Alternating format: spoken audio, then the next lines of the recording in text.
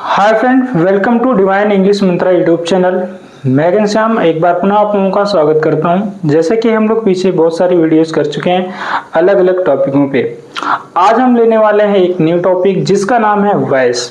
ठीक है, तो देखेंगे कि वॉइस में क्या कुछ होता है और कहां से शुरू किया जाता है, कितने सारे प्रोसेस हैं, वॉइस किस तरह से बनता है और कितने टेंस कितने सेंटेंसेस के बनाए जाते हैं वॉइस। तो इन सारी चीजों पे आज हम लोग करने वाले हैं डिस्कस। तो आज इस टॉपिक को लेकर के हमारा पहला लेक्चर होगा। तो बिना किसी देर के हुए चलिए करते हैं शुरुआत। ठीक है, आइए। तो जैसे कि यहाँ पर देख पा रहे हैं, ये हमारा क्या है, वॉइस। ठीक, तो वॉइस को हम कहते क्या है, वाच्य कहते हैं। वॉइस को क्या कहते हैं, वाच्य कहते हैं। अब डियर फ्रेंड, हम लोग इसमें ये सीखेंगे क्योंकि सबसे पहले पूछा जाए कि वॉइस क्या होता है, व्हाट इज वॉइस। तो आइए समझते हैं। यहाँ पे जैसे ये हुआ, voice is the process. Voice is the process which shows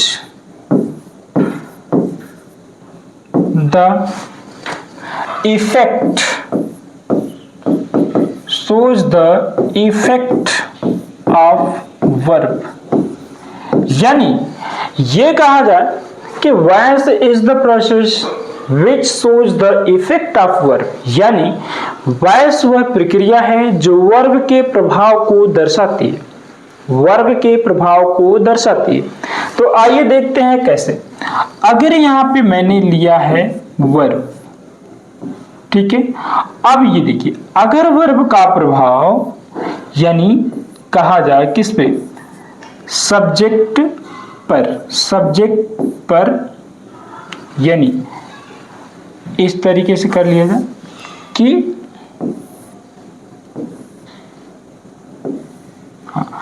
यानी वर्ब का प्रभाव किस पर, यानी सब्जेक्ट पर, यानी ऐसे करते हैं। हाँ देखिए, फिर से ये वाला अक्षर इधर कर देते हैं। देखिए, यानी ये हो जाएगा सब्जेक्ट पर प्रभाव। सब्जेक्ट पर प्रभाव पड़े तो इसे कहेंगे हम एक्टिव वॉइस कहेंगे। क्या कहेंगे, एक्टिव वॉइस। लेकिन अगर ऑब्जेक्ट पर प्रभाव पड़े, ऑब्जेक्ट पर प्रभाव, तो इसे क्या कहेंगे, पैसिव वॉइस। बिल्कुल याद रखेंगे डियर फ्रेंड। हाँ, यानी कि अगर सब्जेक्ट पे प्रभाव पड़ेगा तो एक्टिव वॉइस होगा, वहीं अगर ऑब्जेक्ट पर प्रभाव पड़ेगा तो क्या हो जाएगा, पैसिव वॉइस हो जाएगा।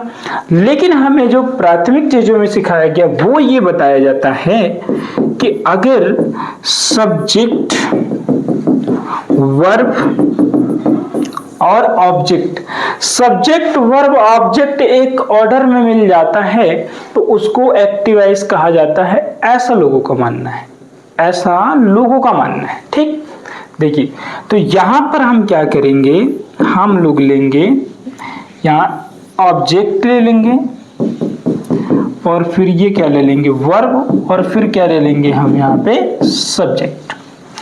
ये देखिए, ऐसा माना जाता है कि जो एक्टिव वॉइस होता है उसमें उसी का अपोजिट, उसी का उल्टा यानी विलोम पैसिव वॉइस होता है।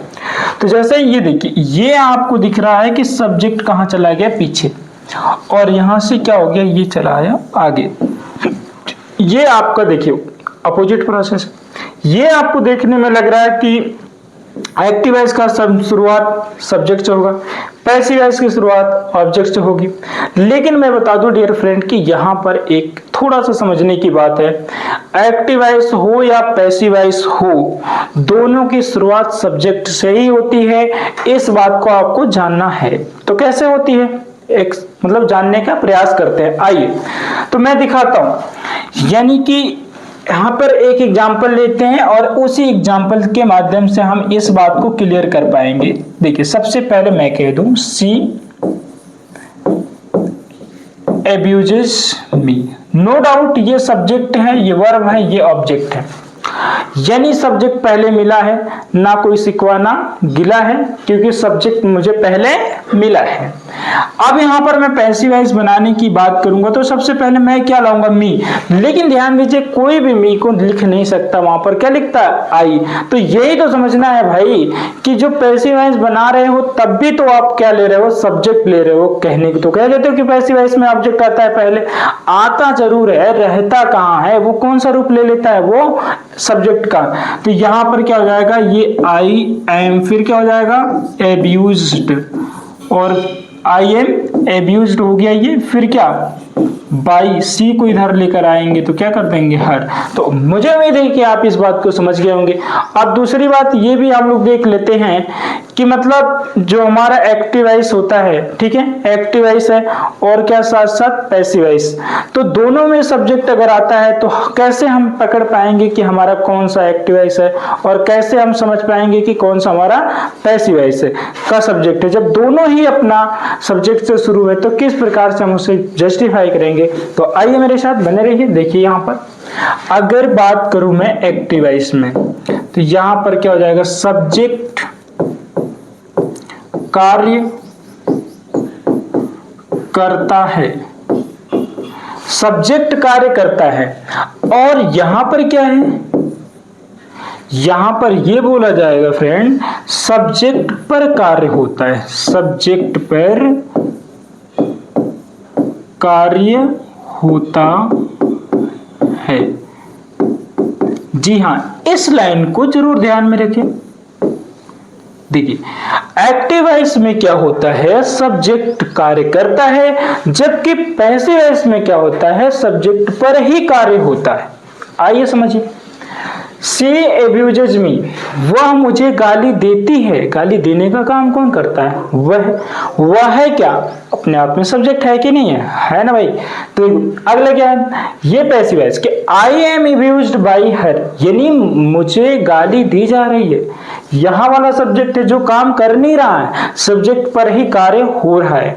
तो मुझे उम्मीद है फ्रेंड आपको ये चीजें समझ में आ गई होंगी कि वॉइस क्या चीज है, वॉइस किसे कहते हैं, एक्टिव वॉइस में क्या होता है, पैसिव वॉइस में क्या होता है, सारी चीजें आपको क्लियर है। यानी ये चीजें आपको क्लियर हो गई कि चाहे एक्टिव वॉइस हो या पैसिव वॉइस हो, शुरुआत जो होता है उसका सब्जेक्ट से ही होता है। फर्क बस इतना होता है कि एक्टिव वॉइस में सब्जेक्ट कार्य करता है और पैसिव वॉइस वाले सब्जेक्ट पर ही कार्य होता है। इतना सा ही तो थोड़ा सा अंतर है। आई होप आप समझ रहे होंगे। चलिए तो चलते हैं थोड़ा सा आगे, ठीक है। तो गाइस अगर स्क्रीनशॉट अगर लेना है तो आप ले सकते हैं, ठीक है। आइए चलते हैं नेक्स्ट स्लाइड पे, सीखते हैं कुछ और आगे।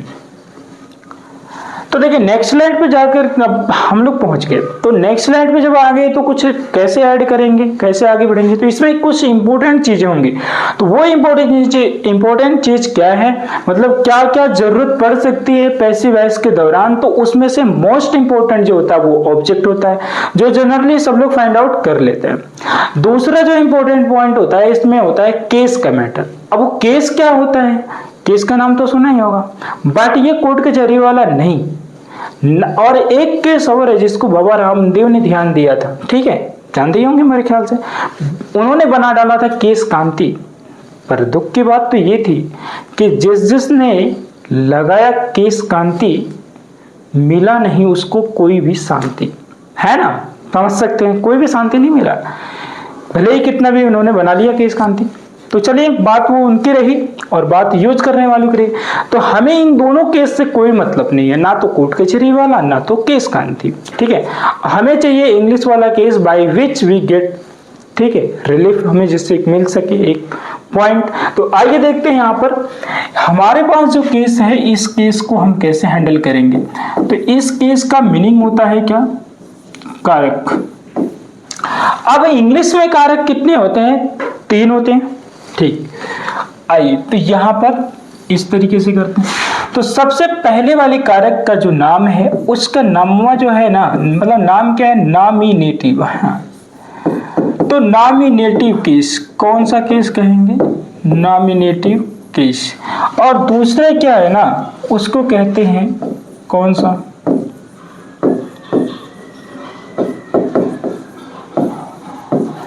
पजेसिव केस कहते हैं। और तीसरे वाले केस को जो कहते हैं वो कहते हैं क्या है, ऑब्जेक्टिव केस कहते हैं। कौन सा केस कहते हैं, ऑब्जेक्टिव केस। ये हो गया हमारे पास इस तरीके का पॉइंट, चलिए इस तरीके का। और इधर हम लोग ले लेते हैं इसको पर्सन डिविडेशन, पर्सन।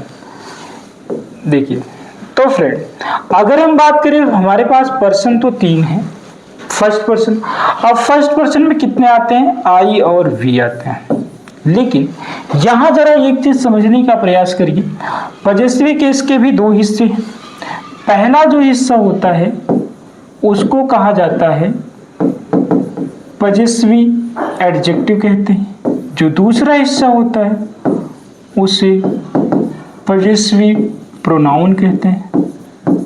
ठीक, अब देखिए आई का जो एडजेक्टिव होता है वो होता है माई, जबकि मैक्सिमम लोग इसे प्रोनाउन जानते हैं, लेकिन आपको केयरफुल रहना। आई का जो दूसरा वाला पार्ट है माई, वो प्रोनाउन नहीं, वो एडजेक्टिव होता है। अब यहाँ पे क्या करेंगे, तीसरे वाले पॉइंट पे अगर बात करें तो ये होगा माइन, और यहाँ पर ये वाली बात क्या करें, मी। अब देखिए यहाँ पर जो लिया जाएगा वी का आवर, और यहाँ पर जो लिया जाएगा वो रहेगा वी का आवर्स, और ये क्या रहेगा आपका अस।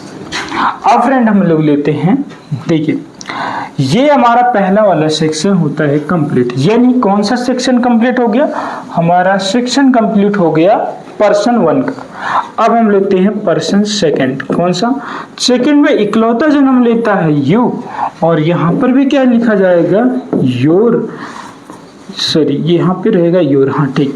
अब यहाँ पर क्या रहेगा, यहाँ पर जो रहेगा उसको कहते हैं योर्स, और यहाँ पर जो रहता है फ्रेंड उसको कहते हैं यू।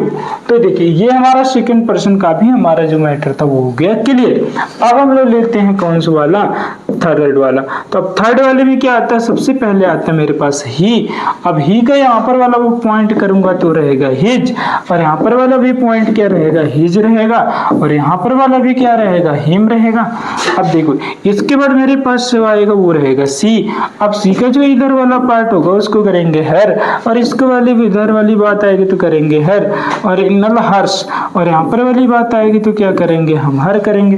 अब देखिए यहाँ पर हे सी इट दे, फिर क्या ले लेते हैं हम लोग, ले लेते हैं यहाँ पर दे। अब दे हो जाएगा। अब देगा वाले बात आएगी तो यहाँ पे क्या कर देंगे, दियर, और यहाँ पे क्या कर देंगे, दे वाली बात आएगी तो यहाँ पे कर दिया जाएगा दियर्स, और यहाँ पर क्या वाली बात आएगी तो यहाँ वाले हो जाएगा देम। ठीक है, अब यहाँ पे कुछ और भी पॉइंट हमारे पास बचा हुआ है। तो एक अपना होता है आईटी, जिसको यहाँ पर तो कह लेते हैं हम इट्स कह लेते हैं, हाँ बढ़िया है, लेकिन यहाँ पर इसका कुछ भी नहीं होता, डट डट वाली बात आएगी। और यहाँ वाली बात कौन सी हो जाएगी, यहाँ वाली बात तो इट हो जानी है। एक चीज और इसमें आनी है, तो एक चीज और भी क्या होनी है, इसमें आनी है वन, और यहाँ पर क्या हो जाना है, यहाँ पर आ जाना है वंस, और यहाँ पर क्या होगा, डट डट कर लो भाई, कुछ भी नहीं रखना है यहाँ पे, और यहाँ पर क्या रहेगा वन। तो आई होप गाइस ये वाला हमारा जो केस है ना वो तो हो गया क्लियर। चलो ठीक है, ये हुआ केस, ये बहुत इंपॉर्टेंट होता है, ये वॉइस में भी काम आता है और साथ साथ नरेशन में भी काम आता है। It is very very important. I hope guys आपको समझ में आ गया कि देयर आर 3 पर्सन्स, बट हमारे पास जो केस है ना वो 3 भागों में रखा गया। देखिए नॉमिनेटिव केस हो गया, पजेसिव हो गया, और कौन सा हो गया, ऑब्जेक्टिव केस हो गया। बात तो समझ में आ रही है ना। देखो अब हमको क्या है कि ये पर्सन है 3 है। फर्स्ट पर्सन आई वी हमेशा बोलने का काम करता है, सेकंड पर्सन क्या होता है, हमेशा सुनने का काम करता है, और थर्ड पर्सन वही होता है जिसके बारे में बात की जाती है, किसकी, जिसके बारे में बात करते हैं हम लोग। मतलब फर्स्ट करता है, सेकंड सुनता है, वो सारी वाली बातें क्या हो जाती हैं आपके मतलब कि थर्ड में आ जाती हैं। यानी हमेशा ये कह सकते हैं कि फर्स्ट जो बोलने का काम करता है, सेकंड जो होता है ना वो सुनने का काम करता है, और थर्ड जो होता है ना वो क्या होता है, वही जिसके बारे में पहले और दूसरे बात कर रहे होते हैं। तो आई होप गाइस आपको ये केस समझ में आ गया होगा। अगर स्क्रीनशॉट लेने का इरादा है, मन है तो लीजिए।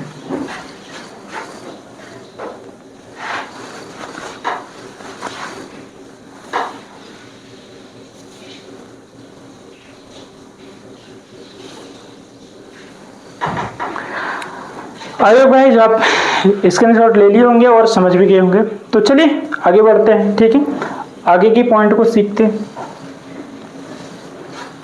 देखिए अब हम आगे चलते हैं, तो आगे हमें एक लेना है कि मतलब पैसिव वॉइस कैसे बनाएंगे और कितने सेंटेंसेस का बनाएंगे और कितने टेंस का या कितने सेंटेंस का बनाएंगे, तमाम हमारे पास क्या रहेंगे, एक सवाल रहेंगे। तो आइए मैं एक बनाता हूँ, एक ऐसा चार्ट क्रिएट कर देता हूँ जिसमें आपको ये सारे सवालों के जवाब मिल जाएंगे। ठीक है गाइस, तो चलिए इसको बोलेंगे क्या, इसको बोलेंगे हम ये पैसिव चार्ट, यानी इसमें जो कुछ भी होगा वो पैसिव के लिए बनेगा। किसके लिए बनेगा, पैसिव।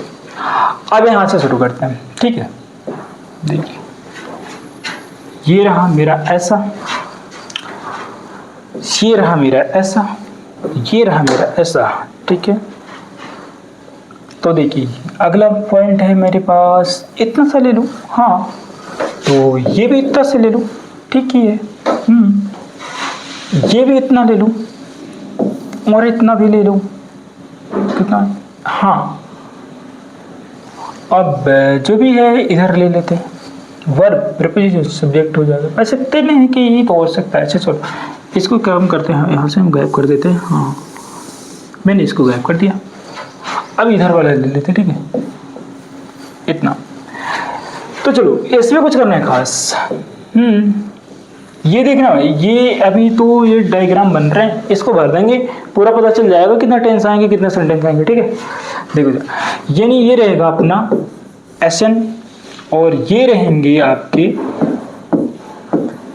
टेंसेस एंड सेंटेंसेस, ये रहेंगे टेंसेस एंड सेंटेंसेस, और यहाँ पे रहेगा आपका सुंदर सा हेल्पिंग वर्ब। ठीक, अब हेल्पिंग वर्ब के बाद क्या आएगा, वर्ब आएगा। ठीक है, वर्ब की बात क्या आएगा, प्रीपोजिशन, और यहाँ पे क्या रहेगा, ये रहेगा आपका सब्जेक्ट, और जो सब्जेक्ट आप लोग किस रूप में कन्वर्ट कर पाएंगे, ऑब्जेक्ट के रूप में। ठीक है, ये हो गया, इतना प्रोसेस हमको जानना है। ठीक है, देखिए यहाँ पे मैं सबसे नंबर 1 पे अगर बात करूँ तो मेरे पास जो टेंस का नाम आता है उस टेंस को हम क्या कहते हैं, प्रेजेंट इंडेफिनिट टेंस। कौन सा टेंस कहते हैं, प्रेजेंट इंडेफिनिट टेंस। ठीक है, बढ़िया है। दूसरे नंबर पे कौन आता है, कॉन्टिन्यूअस टेंस कहते हैं, और तीसरे नंबर पे परफेक्ट। ठीक है, और हाँ चलो प्रेजेंट इंडेफिनिट में क्या होता है कि हेल्पिंग वर्ब की बात है ना, तो नॉर्मली तो 2 टेंस जानते हैं आप लोग जो टेंस पढ़ते हैं, लेकिन जब पैसिव टेंस पढ़ेंगे तो इस वाले में क्या आएगा, एच, एम और आर। जी हाँ, अब प्रेजेंट कॉन्टिन्यूअस की बात करें तो प्रेजेंट कॉन्टिन्यूअस जो हेल्पिंग वर्ब आता है उसको कहते हैं क्या, उसको आप लोग यहाँ पे लेते हैं एच, एम, आर प्लस यहाँ पे क्या जोड़ेंगे, बीइंग शब्द जोड़ेंगे। क्या जोड़ेंगे, बीइंग। अब परफेक्ट वाले में देखिए हैज आता है, लेकिन अगर आप पैसिव वॉइस के दौरान अगर हेल्पिंग वर्ब चाहेंगे तो आपको क्या लेना पड़ेगा, हैज, और फिर हाँ हैड, और फिर क्या, बीइंग। ये आपने प्रेजेंट परफेक्ट के लिए काम कर लिया, यानी प्रेजेंट का कवर कर लिया। कौन से टेंस का कवर किया भैया, प्रेजेंट का कवर किया। अब कौन सा करना है, पास्ट का। तो नंबर 4, तो यहां पर क्या आएगा, past indefinite, past indefinite tense आएगा। अगर नंबर 5 भी करें तो सभी जानते हैं इंडेफिनिट के बाद तो कॉन्टिन्यूअस ही आता है। अब 6 की बात करें तो कॉन्टिन्यूअस के बाद तो परफेक्ट ही आता है, परफेक्ट आता है। अब देखिए इंडेफिनिट में डिड आपने सुना क्या होगा, डिड, लेकिन यहां पर अगर पैसिव वॉइस में बात करेंगे तो पैसिव वॉइस में क्या आएगा, वाच, और क्या आएगा, वर्ब। अब यहाँ पे क्या किया जाएगा, वाच वर्ब प्लस बीइंग हो जाएगा। अब परफेक्ट की अगर बात आए फ्रेंड तो यहां पर क्या कर लेना, हैड और क्या कर लेना, बीन कर लेना। तो इस प्रकार से पास्ट परफेक्ट भी तो अपना क्लियर हो गया, ये भी साइड गया। अब बात आएगी नंबर 7 की। नंबर 7 में हम बात करेंगे किसकी? फ्यूचर। जी हाँ, फ्यूचर इंडेफिनिट। किसकी बात करेंगे? फ्यूचर इंडेफिनिट टेंस की।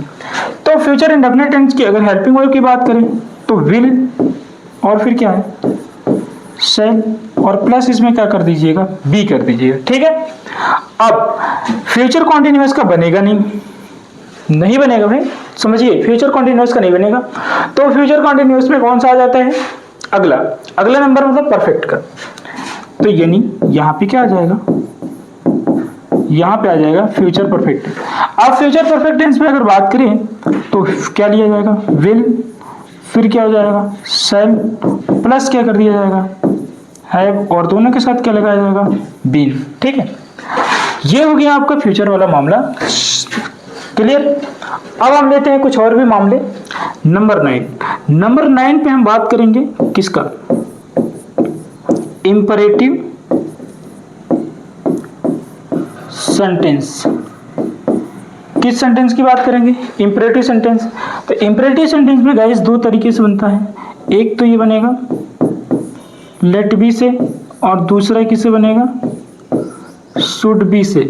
ठीक है। अब यहां पर बात करेंगे, एक और भी हमारे पास पॉइंट है जिसका नंबर 10 कर लेते हैं। नंबर 10 पे किस पे बनता है? ये बनता है आपका मॉडल वर्ब। एक सुना होगा आपने, मॉडल वर्ब। तो मॉडल वर्ब के पैसिव वॉइस बनाते समय हमको इन चीजों का ध्यान देना है। मॉडल वर्ब रहेगा प्लस इसके पीछे क्या आ जाएगा? बी। तो ये हमारे पास एक पेपर चार्ट बनके तैयार हो गया, जो चार्ट हमको बहुत मदद करने वाला है पैसिव वॉइस में। कंप्लीट पैसिव वॉइस को हम इसी वाले चार्ट पे तैयार कर लेंगे। आइए अगर बात करते हैं कि वर्ब कौन सी फॉर्म में आएगी, तो याद रखिएगा वर्ब हमेशा किस फॉर्म में आएगी? Third form. और ये रूल जो होगा ना सभी के साथ लागू होगा, चाहे वो कोई सा भी टेंस हो, कुछ भी हो, वहां पे क्या आना है? थर्ड फॉर्म आना है। यही यहाँ पे एक सिंपल सी बात याद कर लें कि यदि पैसिव वॉइस बनाना है तो थर्ड फॉर्म की गली से गुजर के जाना है। बस इतनी सी बात आपको समझ जाना है। समझ में आया? समझ के होंगे। यानी थर्ड फॉर्म लगेगा ही लगेगा। विदाउट थर्ड फॉर्म आप पैसिव वॉइस नहीं बना पाएंगे। इट इज ट्रू, आपको मानना ही पड़ेगा। चले आइए अब प्रीपोजिशन में क्या है कि ये तो फेमस है, बाई लोगों का फेमस है। स्कूल टाइम में ये ज्यादा सिखाया जाता कि बेटा बाई लगाओ पैसिव वॉइस बनाओ, है ना।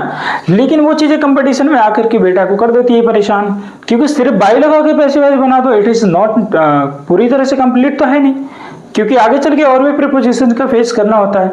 तो इसलिए तो बाई पे सिर्फ डिपेंड ना हो, और भी जो प्रीपोजिशंस होते हैं उस पर ध्यान दें, क्योंकि एग्जाम में जो हमारा कम्पिटिटिव एग्जाम में अगर जाएंगे तो मुश्किल हो जाएगा। तो इसलिए एकेडमिक वालों से भी मेरा ये रिक्वेस्ट है कि बाई के साथ साथ थोड़ा अदर प्रीपोजिशंस की भी नॉलेज लें, क्योंकि आगे चल के चेंजेबल मिलते हैं। तो I will tell you when I will make passive voice of the tenses. जब टेंस का बनाएंगे तो उस टाइम बताएंगे। तो अभी फिलहाल समझिए, इतना समझिए कि आपको थर्ड फॉर्म जरूरी है और दूसरा एक प्रीपोजिशन जरूरी है।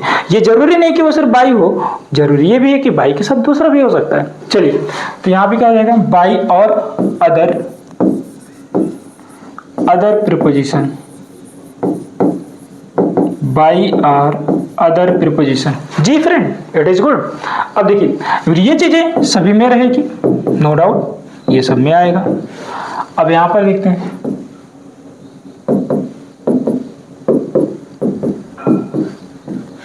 चलिए तो ये सब्जेक्ट को ऑब्जेक्ट बदलेंगे, ये सब में आएगा, सारे प्रोसेस में रहेगा।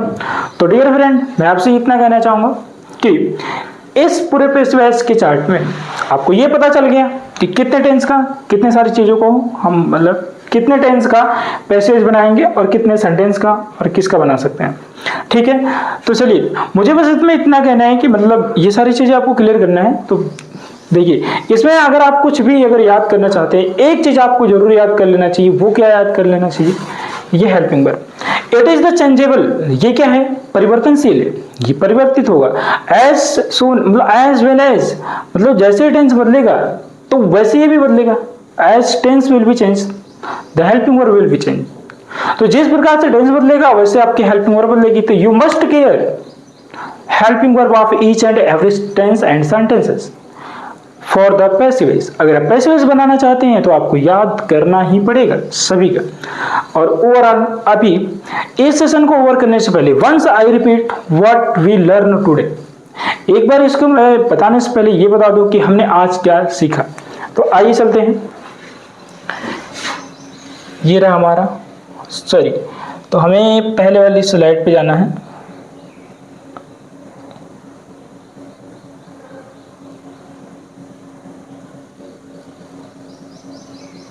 देखिए यहां से हमने सीखा है वॉइस क्या है, जैसे मैंने हेल्प मतलब पूरा बताया। Voice is the process which shows the effect of verb, ठीक है।